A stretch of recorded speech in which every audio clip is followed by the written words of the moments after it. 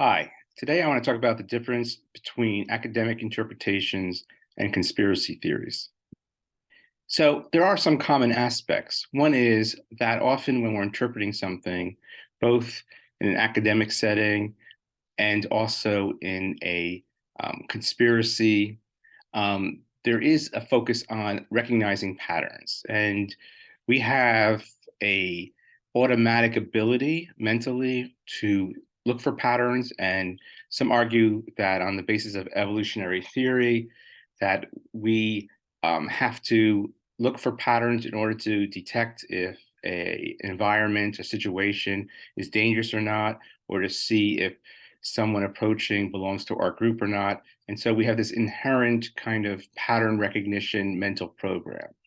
And part of pattern recognition has to do with making generalizations.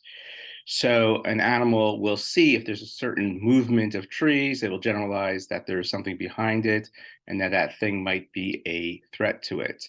And this generalization includes an abstraction where you take out of the immediate context and there's a general kind of interpretation. And there's also this idea that what's happened in the past might happen again in the present and the future. So there's a strong aspect of repetition, and our minds are made in part to predict the future and to interpret what's going to happen next.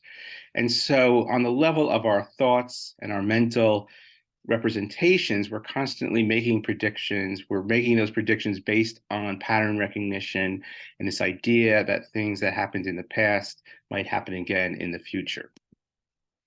Now, science and scientific thinking is supposed to be different in the sense that in a group setting or in a conspiracy, there often is a lack of criticism. But in science, one of the foundations of scientific thinking, of the scientific method, is that you're supposed to be open to challenge, open to criticism, and open to new evidence.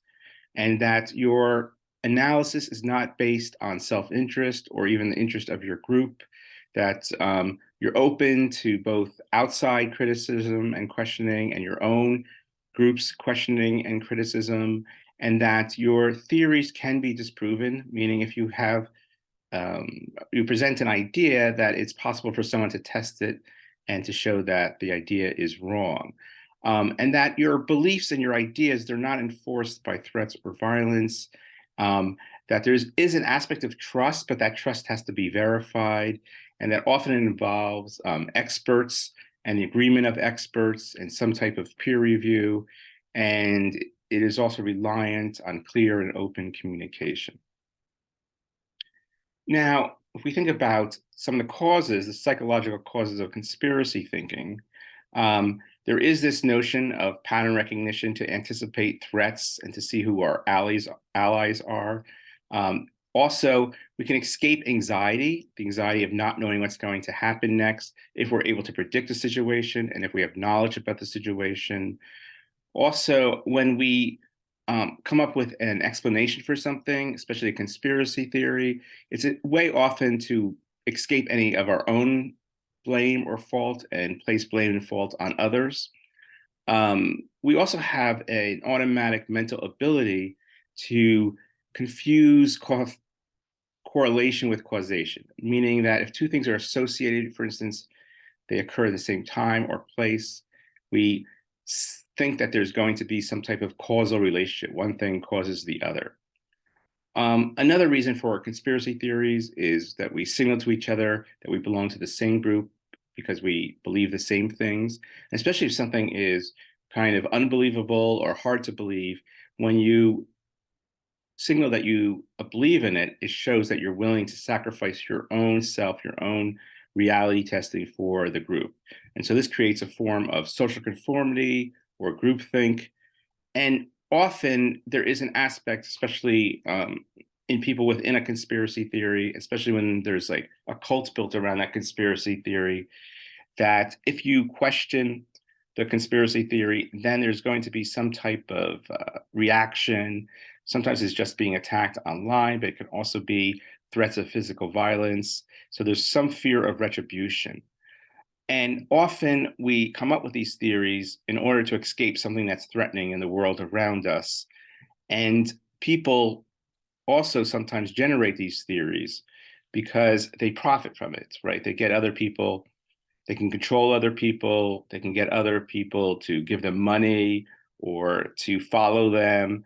And so there's a strong notion that people don't want to challenge a theory that they profit from.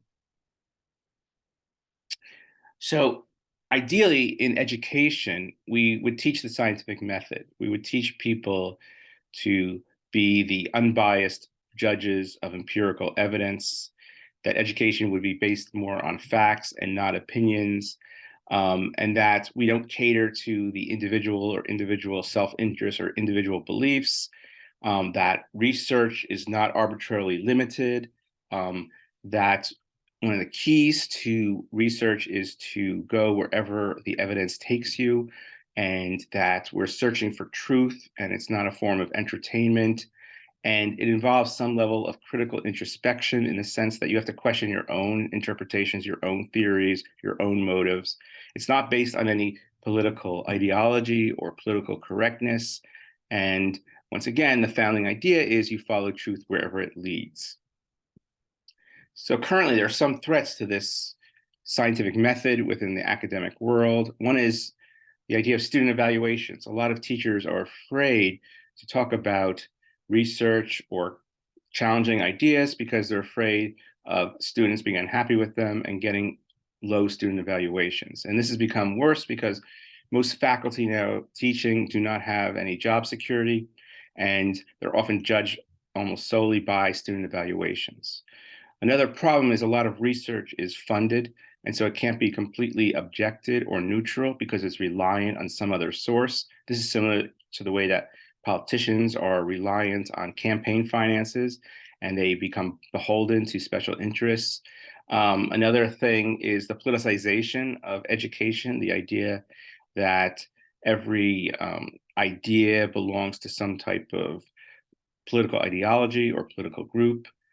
There's also the problem of faculty just focusing on their individual careers and their own self-interest, and also that more and more universities, in order to attract students and keep them happy, have focused on entertaining the students and providing pleasure and enjoyment for the students. So what I hope to have brought up here is, first of all, the difference between conspiracy theories and academic interpretations and the scientific method, and also